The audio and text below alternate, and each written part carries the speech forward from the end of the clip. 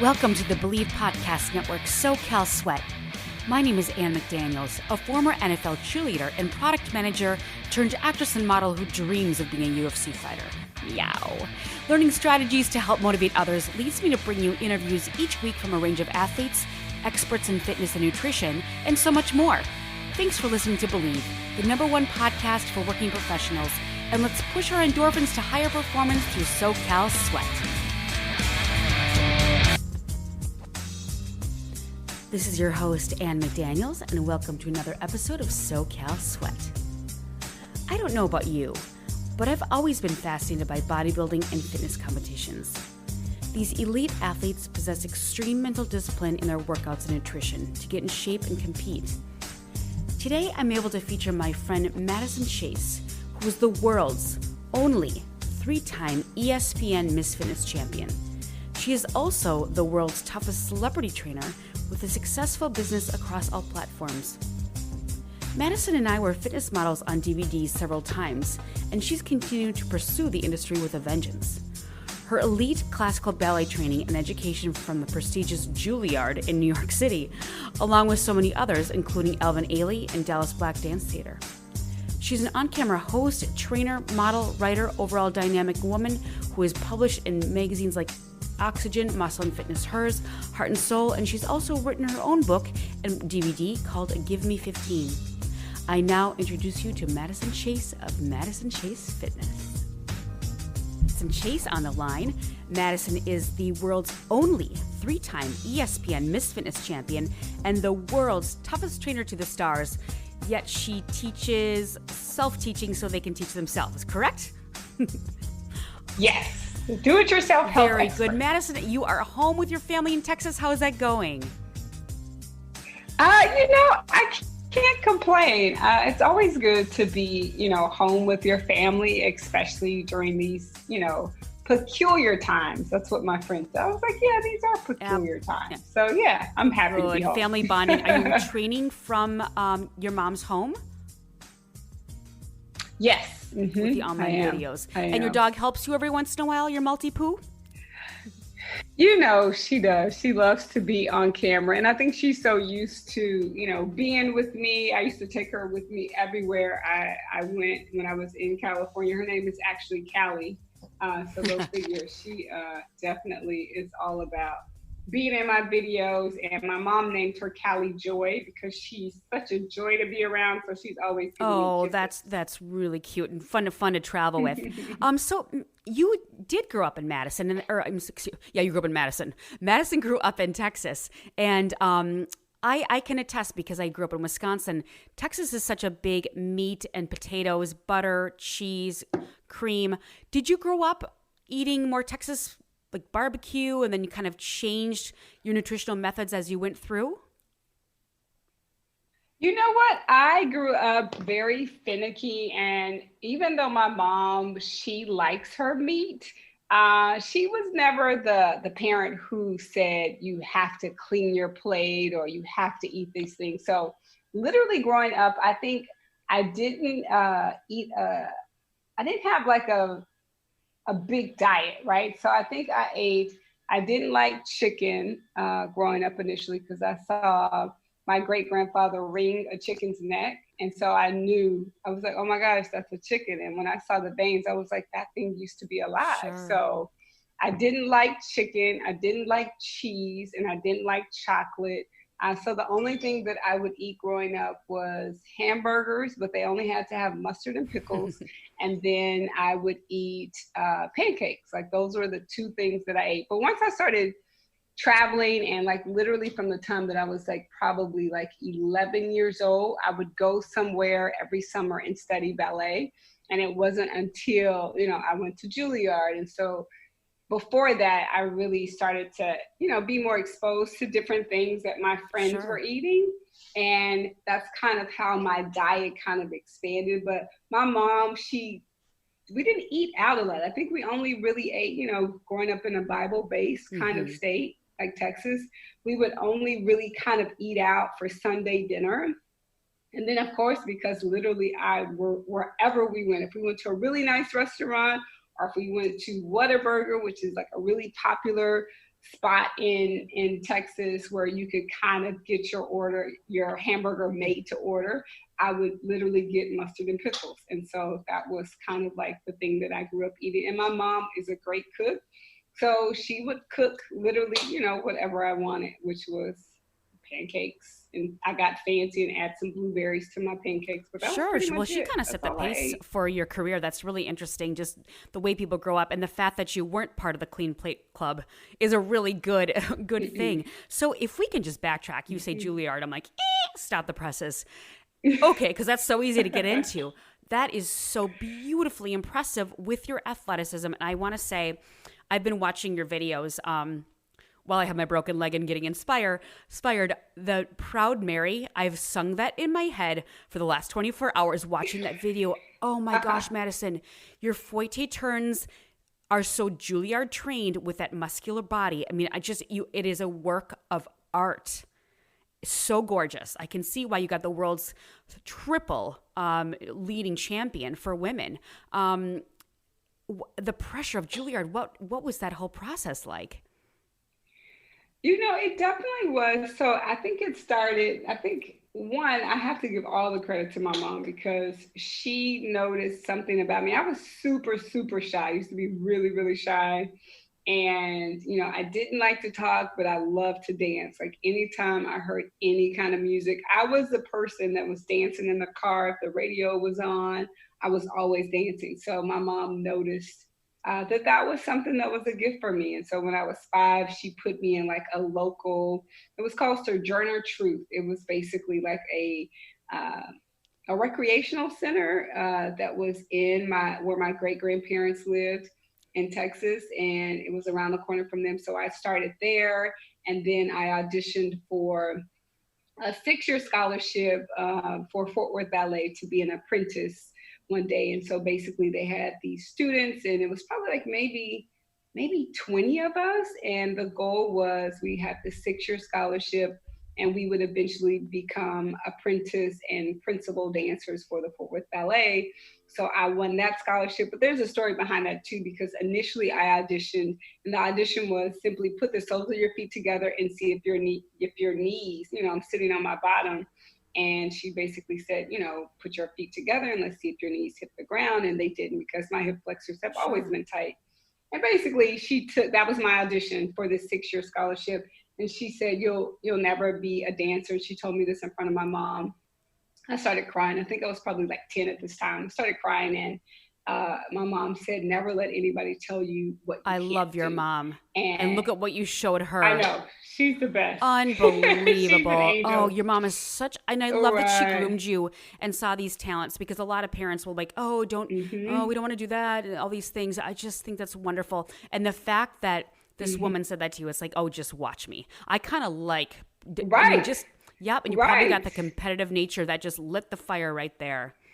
But the interesting thing is, so fast forward, maybe like a couple of months passed, and they were having auditions for the Nutcracker.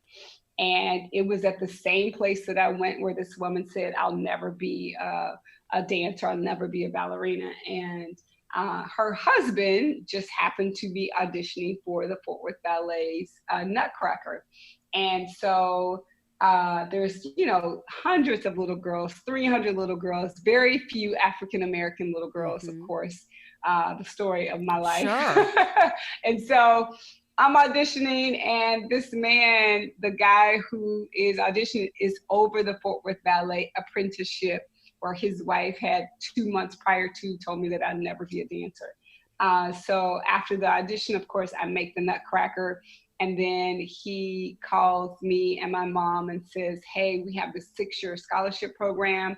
I think your daughter would be perfect for this 6-year scholarship program. So I ended up getting into the program. Over his wife. Where his wife, over his wife, yes. So that's kind of how my career as a ballerina started. So I did the 6-year program, but I think because of funding, it ended. But his name was Fernando Schaffenberg. I remember him. I liked and you'll him. never forget him. Cool. I'll never forget him. And so from there, I went to literally every summer after that point, I would go to Houston and I would study ballet. I would go to Interlochen, Michigan, and I would study ballet. And then I got an opportunity to go to Juilliard with the School of American Ballet and study ballet with them, for a couple of summers. I think it was 2 summers. Does that nasty wife know that you got into Juilliard and did so well? I don't think she knew, but by that time, I was so enamored with ballet, and eventually, kind of my eyes opened, and I went to the Performing Arts High School in Dallas, Texas, and it kind of opened my eyes to other kinds of dance. Like I studied modern, I studied Graham, I studied the Horton technique for jazz. So I studied all kinds of dance, African dance, tap, which I thought was kind of hard because if you're used to like flexing and pointing your toes, relaxing your feet is a different kind of muscle that I wasn't really used to working. So before I graduated high school, before I went to college, I actually danced professionally. And by this time, it was probably I graduated when I was 17. So I'd been dancing from the time that I was 5 till I was 17. And so I think by the time I danced professionally, so a lot of people from my high school went to this professional dance company. And there was a young lady who essentially got pregnant on this international dance tour, and she couldn't travel. And so we were going to Lima, Peru, and Italy for their international dance tour. And I got paid as a professional dancer when I was probably 16 and 17. And then by that time, I think I was kind of done, but I went to college and I was still a dance major because to me in my head, I'm like, if I wanted to really pursue dancing, I would be in New York dancing with Ailey, and at the time, or Dance Theater Harlem, because that's kind of where my eyes were set. But you did dance with Ailey, didn't you? I did. I did a summer program with Ailey too. They actually came to my college and they did a month-long program. So it wasn't actually in New York with Ailey, but it was a program where they came to my college and did a 2-month seminar. And then I got a chance to meet Arthur Mitchell. And then I know, so my senior year in high school, they have this competition called the Presidential Scholars. So basically it's seniors from all over the country where they compete in all facets of the performing arts. And so out of, I don't know how many hundreds of thousands of seniors around the country, the finalists get to go and perform for the President of the United States.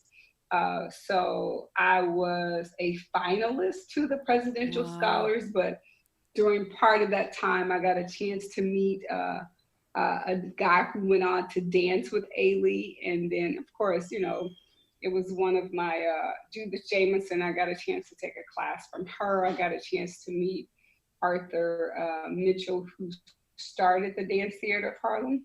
I got a chance to meet him, when I was really, really young. So dance was, the thing that really inspired me and kind of led me Absolutely. into fitness. And I love that you just conquered all those barriers. And I just love that woman who said you would never be a dancer because of those soles not touching with the knees because your hip flexors were tight. That just goes to show. Yeah. I'm so proud of you. And it really goes to show the way you were brought up. It's clearly your mom is so strong that she put that innate belief in you. It's oh, keep going, just watch me because I've got it. So this put you through, and it's very evident when I watch the ESPN fitness competitions, and that's just as competitive, if not more. But it's maybe not as nasty maybe as ballet and dances. I want to see that because being a dancer and a fitness person too, it's almost like acting and modeling has a whole different attitude level than acting, and I think that dance has a whole different attitude level than fitness people are almost a little bit more supportive of each other, plus when you have what they can clearly see that they could learn from you. So how interesting to go from that world to the fitness world. And it was probably a giant relief. And you already knew the discipline from ballet, of nutrition. And it is so, so, so difficult to do a fitness competition besides the diet. People don't realize that at the end you don't even drink water, and you're so exhausted. Mm-hmm. And there's one thing to be said for bodybuilders or figure competitors, but you have to do all the gymnastics, and then you've got to be like in a pageant. And I was so interested to read that not only did you win this 3 times, but you also conquered your fear of public speaking. And that is one scary thing on top of being in a bikini. That's not even, it's a micro bikini. It's not even a bikini. So, Right. I mean, would you remember a moment that got you over that hump, or did you just keep believing in yourself like your mother did and that woman didn't? I think when I started competing in fitness competitions, I saw Madonna Grimes. And I was like, man, I want to do what she did. And so I didn't really have any experience in gymnastics. So I started taking gymnastics classes, and I wanted to be able to do a flip. And while I was at Juilliard, I actually broke my ankle in 2 places and had to have surgery.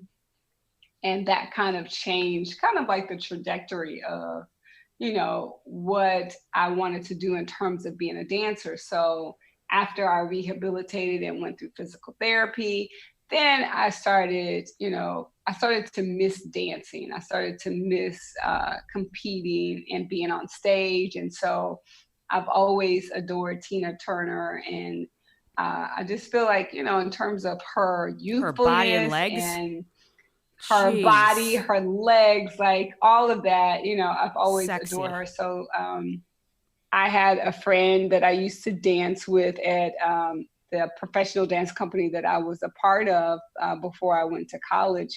And she choreographed my routine for me. And I kind of had an idea of the music that I wanted to use and the energy, because at the time there's a style for everything, right? And so there was a style that people were doing, for fitness competitions, but I'm like, no one's really paying tribute to people that they admire.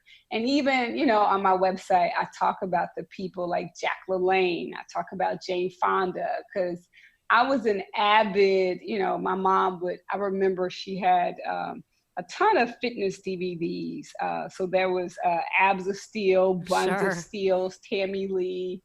And I would always watch all of these fitness videos. And then I started watching fitness infomercials. And so for me, the transition I feel like it was a natural progression, in terms of wanting to do fitness. And dancers are pretty vain about their bodies. So actually in college, for me being super, super shy, having braces, not wanting to talk, me overcoming my fear of public speaking was me getting into pageants and having to be on stage to publicly have a platform and start sharing my opinion. And so that's kind of how I got into pageants and being able to use dance as my talent, because I wanted to overcome my fear of public speaking.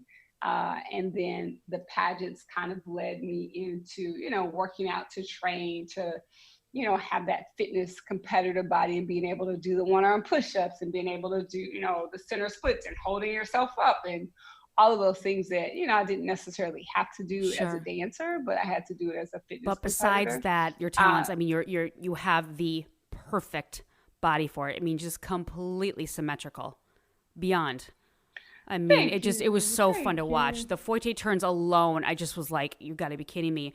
So this led you, and I love that you grabbed the opportunities, because you got so many opportunities from this. And I'm assuming that's IFBB Pro, correct?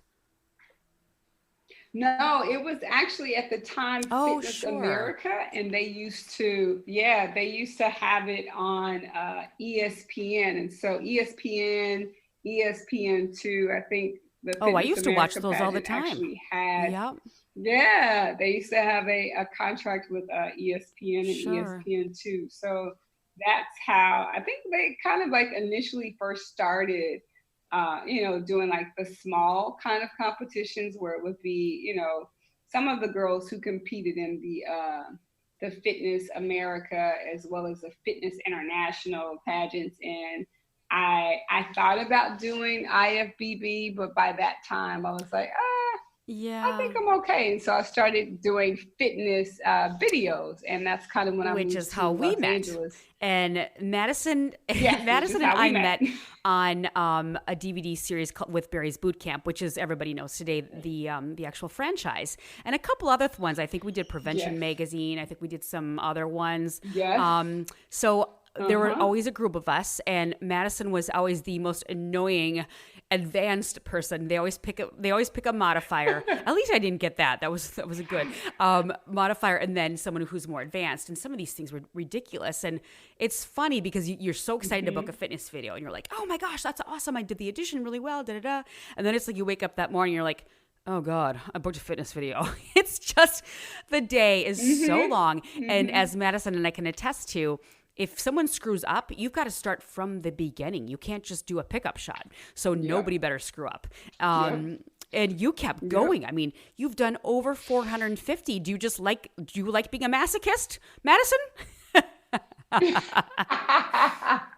You know what it was? I think at that time, in my head, I was like, I get paid to work out.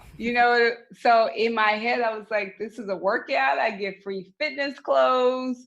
Um, I get mentors like Gunnar Peterson, other celebrity trainers, Harley Pasternak. So all of these really great other celebrity trainers, Gunnar and I used to talk all the time. And he was kind of like the first like celebrity trainer to even kind of coin that term. And so, I learned so much from all of those videos that we did. Some of those videos, I think, you may never see them, but, in terms of, you know, building a resume so that I could eventually, get on a But you also did the Kardashian video, didn't you? Kim Kardashian. I think I did something on my page, and she either put my video, because I was talking about buns and how to get a nice butt or great buns, because I used to teach an abs and buns class when I taught at Equinox. And so somehow, I don't know how she found my video, but she put it on her page. And so I was like, oh, this is great. Kim Kardashian. Yeah. Awesome. So that from there, I also just you're so well published. You do a lot of hosting, and you have a plethora of different programs. You have the Give Me 15 hit method. You also have the Cut to the Chase. Could you please highlight just for our listeners? So I want to make sure that you get everything, every part of your business out there. Okay, so I came up with the Give Me 15 uh, program, or the Give Me 15 system, low to high intense interval training. Because one of the things when I was working with some of my celebrity clients, like Amber Riley from Bleav, Chris Tucker from Rush Hour, and Robert Patterson from the Twilight series, because one of the things when I was teaching and or training clients, the biggest excuse that I would get was, I don't have time, Madison. I don't have time to work out. I don't have time to eat right. And so I was like, but you have 15 minutes, right? You have 15 minutes. Everybody's got 15 minutes. So if you could just keep adding those 15 minutes together. So initially starting with 15 minutes, and then you increase to 30 minutes, and then you increase to 45 minutes, and then you get to 60 minutes. And just starting in those small increments and being consistent with those first 15 minutes eventually will get you to, it'll build your endurance and your stamina, and then eventually you'll be doing an hour. So that's how I came up with the Give Me 15 program. And then the ABCs and 1, 2, 3s, that program initially started with, abs, buns, and your cardio and core. Like those are the muscle groups that you can essentially work every single day, right? You need to do cardio every day. You should do your core every day. I think buns are kind of like, it's your largest muscle group, but it's also the thing that we don't really know how to activate very well. And then the 1, 2, 3s of nutrition, because I feel like it's been proven that 80% of how your body looks is determined by what you eat, right? 80% of what you eat. So it's the ABCs of nutrition and 1, 2, 3s of fitness.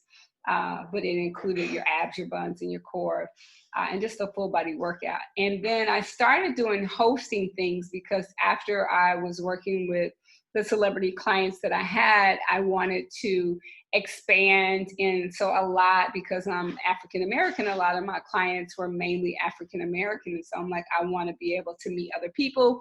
And so personal training for me is very personal, and you become friends with a lot of people. So because a lot of my clients were celebrities, I'm like, man, I have interesting things to talk to them on the carpet about. And so I started doing hosting for Maria Menounos from eTelevision. So she has a huge platform. And I started talking about the shows that I liked, so after shows. And so I got a chance to do interviews for the SAG. Yep, AfterBuzz. Yep, I started working with AfterBuzz. And so because I had great relationships with some of my celebrity clients, and I've done some of their television shows, it just kind of opened the door for me to meet other clients. And after, working with Maria, I eventually started to get interested in just sharing my voice in terms of like health and wellness and what that sounds like. And so I started doing my podcast, which was Cut to the Chase at 8. And literally it was kind of giving people like highlights of things, because I felt like in between all of that time, I worked in pharmaceutical sales too. So for anti-obesity, yes. Was it Novo Nordisk?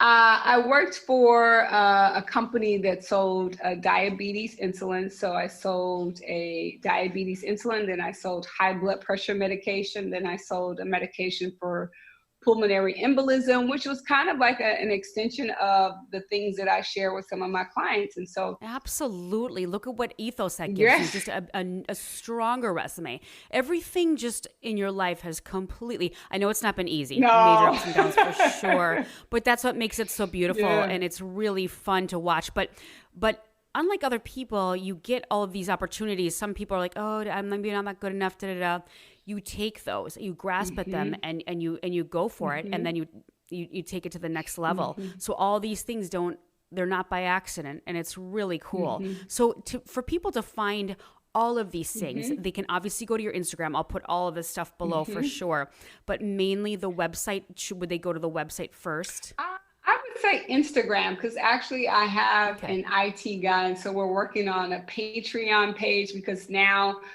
because of COVID, I am doing a virtual class, and I've been doing Facebook Lives too, and starting my podcast, because eventually, for me, the podcast was more about giving people like nuggets, because I feel like sometimes if you hear something once, you may kind of remember it, but if you hear it over and over again, eventually the seed is going to blossom. And so absolutely having bite-sized pieces. Yeah, having it in multiple places. So whether it's on Facebook or Instagram, but now essentially my podcast and Facebook Live and Instagram Live. Instagram Live, I think, or Facebook, I think right now, because I haven't really touched my website, because I've really been focused on teaching, and the people that come to my class, like literally it has become like a community of people that are holding each other accountable. And my goal is really to help people do it themselves, because I think eventually when you do it yourself, you're taking accountability for your results. And so oftentimes I've had that happen with some clients where, if you're working with a trainer and you're paying them X amount of dollars, if you don't get the results that you desire, it's easy for you to say, well, Madison, you don't know what you're doing. And that's the person who doesn't really want to be responsible for themselves, right? At all. It's the excuses. It's an excuse. They're not losing weight. It is one of constantly. the constant things that I've gotten, and I'm a nice person. So I think that also. But you are the world's toughest trainer, so you have to get a little bit of edge there. It's kind of like a tough love, right? It's almost like a tough love, where sometimes not every client is going to be a good client, and you can't work with everybody, especially if you realize the person is not going to be responsible for themselves. You have to let some clients go. So. Well, that's the reason this is a $1 billion business, because people want, sometimes, like I've had people come up to me like, oh, well, what do you take to look like that? Like, what do you take? They want a magic pill. Yep. They want something. Well, no, it's actually a good old fashioned deficit, surplus, and exercise. I'm sorry to tell you that, but that's the only way to do it. And obviously, we're kind about it. Yeah. But with that, along that same line, I loved. I think it was one of your podcasts. You said something like, "I kind of teach people how to eat the rest of their lives. Like if they have to have that latte." Then you have to incorporate that, because otherwise you're going to break and you're going to fail. Absolutely. And I really love that, because people can't, it's just, there's only so much, like paleo. Yeah. You can do paleo and that's great, or keto, but you can't continue that the rest of your life unless you really, really can. But that could cause other health problems. And with food, I have to ask you, what is Madison Chase's favorite cheat food, if you call it that? You know what? Here's the thing. I think in the fitness industry and the diet industry, it's such a big industry, right? And I don't know who came up with the idea of a cheat food, or if I work out, I could eat whatever I want. And so really kind of breaking down those myths, right? The person who could eat whatever they want is, Ryan Phillips, who's burning 10,000 calories, right? Like, he's disciplined his body in a way that this is something that he's doing long term, right? So for me, I don't necessarily have a cheat item or a cheat thing. I do like certain things, but I do try to find the healthier alternative to the things that I like, right? Like, I love, like, the thing that I cheat with sometimes, I loved apple pies, right? But now, instead of going to, I used to get them from Church's Chicken, because they'll deep fry them and then they'll put this icing on it. Amen. And it's fresh and the crust is crunchy on the outside. But now, if I want apple pie, now don't get me wrong, sometimes I will stop through Church's Chicken and have the apple pie, even though it's not completely vegan. But one of the things that I do for myself is I'll make a raw apple pie, and the crust is made with nuts. It's made with cashews. It's made with almonds. It's made with dates, and literally it's a no-bake pie. It's not deep fried. There's no icing. There's no dairy. And so I found ways to have alternatives to the things that I like. And I think, I always say, if you can't do it for the rest of your life, don't do it. If that is, the trendy, if you eat one meal a day, or if you start intermittent fasting, like all of those things, if you can't do it for the rest of your life, then Yep, I think that's a wonderful lesson, and and then it takes the daunting, scary. And you're right, cheat food, it just has a negative connotation. So I kind of like that you said that it shouldn't be in that diet. And plus, it's a genius way. You like the Church's Chicken apple pie. You turn it into like a baked recipe of your own. That's vegan, and it's just the trick of the trade. And I am the queen of like learning how to manipulate foods, and then with spices. Like if it's not flavorful, I am not going to follow it. It's got to be that flavor. Like, I mean, just all these different, like, even like the Mrs. Dash seasonings for bodybuilders, there's no salt in there. And it really creates that satiety. So I love liquid smoke. I love, and I have to say, I love Splenda, and I know that's not good for you, but I like it. It just dissolves. It dissolves in iced coffee. The other ones don't dissolve. They sit at the bottom, and I can't stand it. So anyway, well, Madison, thank you so much. And if you could just kind of say, and I will make sure that everybody gets all of your links. And I think your Instagram is best, because I looked at all of the, it's really well laid out, and you can go to all the different categories. What are your goals and dreams for the future, and or who would be your absolute ultimate person to train? My ultimate person, like, I enjoy celebrities because I feel like they have such a high stake in terms of getting results, right? Because they're going to be on camera or whatever, or even athletes, right? So I want people who are athletes at heart, right? Who are willing to be accountable for their results, willing to create accountability in, where they work, their families, the people that they spend the most time with. So my ideal person is the person who is, one, willing to be responsible for the results that they get, and willing to partner and help me create strategies that are going to work for them long term. That's my ideal client. It's wonderful. They listen, they show up on Yes. time, they're interested, they appreciate Yes. you. They don't blame you if something doesn't work. Yes. Because there's you can't like, what is it? Out honesty a diet. Yep. I'm sure they're working out hard with you, but like, why isn't this? Oh, I'm not eating that. I'm not eating that. Well, of Yes. course you are. Like you said, it's 80% diet.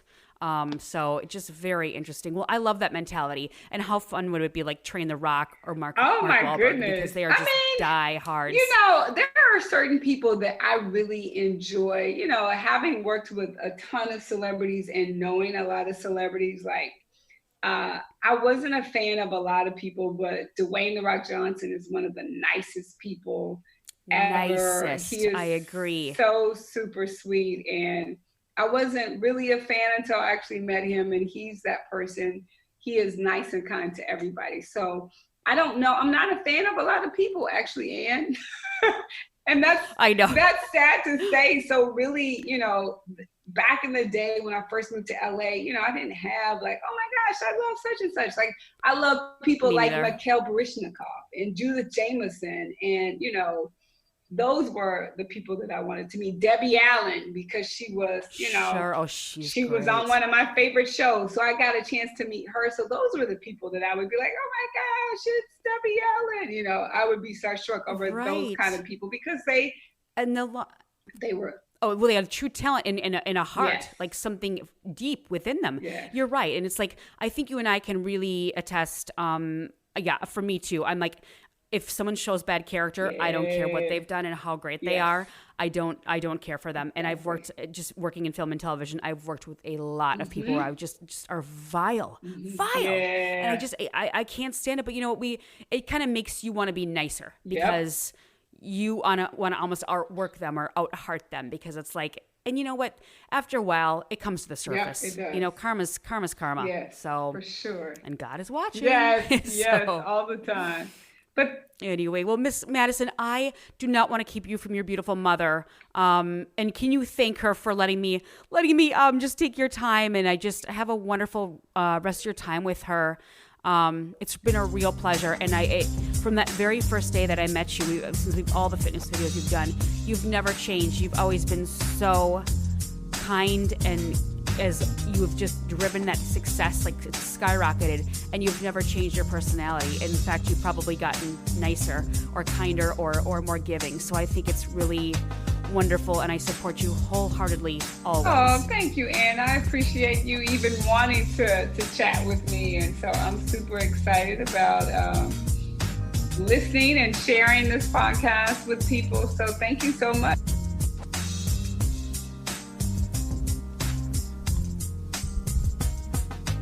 And that was my dear friend Madison Chase of Madison Chase Fitness. She's the world's only 3-time ESPN Miss Fitness champion, a celebrity trainer, author, and host. You can find all of her educational and training videos at Madison Chase Fitness on Instagram. And I'll, of course, include all of her links below. Thank you again, and please subscribe and rate the show on iTunes. You can also listen on Spotify, Stitcher, Google Play, Luminary, TuneIn, or at Bleav.com. You can reach out to me for any questions or topics you'd like covered in the show at Anne McDaniels. Please stay tuned in next week to learn about Rollology Fitness and its innovative foam rolling workouts. Thanks again for listening to SoCal.